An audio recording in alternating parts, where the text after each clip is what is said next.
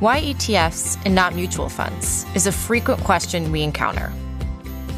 Both investment vehicles are designed to give the investor exposure to a basket of securities, but there are important distinctions in terms of transparency, trading, and tax efficiency. ETFs tend to offer a greater level of transparency. ETF holdings are published daily, therefore enabling the investor to know exactly what they're getting. In contrast, mutual fund holdings are published quarterly and usually on a lagging basis. By the time the holdings are published, they could be quite different. Trading costs associated with ETFs are also much more transparent. The ETF buyer or seller bears his or her own trading cost without impacting other investors of the fund. Trading costs are embedded in the ETF spread in addition to commissions. For mutual funds, the cost of inflows and outflows are borne by all holders of the mutual fund. Any trading activity that occurs in the portfolio will impact those who hold the mutual fund.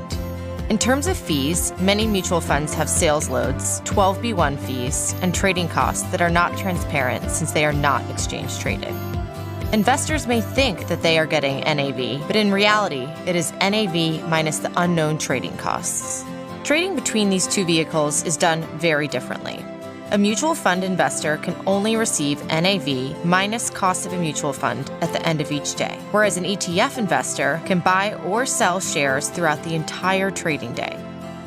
Since an ETF is exchange traded, this adds a layer of liquidity. Shares of an ETF have the potential to be passed back and forth on exchange without a transaction occurring in the underlying securities. This can potentially lead to cheaper costs relative to trading the underlying basket. This will never occur for a mutual fund. Lastly, ETFs are generally more tax efficient than mutual funds. While both structures are taxed equally on the individual level, ETFs are more tax efficient on the fund holdings level. ETFs can be passed back and forth on exchange without creating turnover in the underlying portfolio and thereby reducing the chance for capital gains.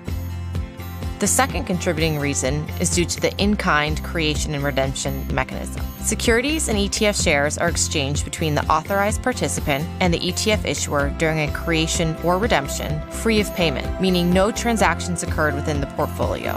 Mutual funds have neither of these benefits, making them more prone to taxable events.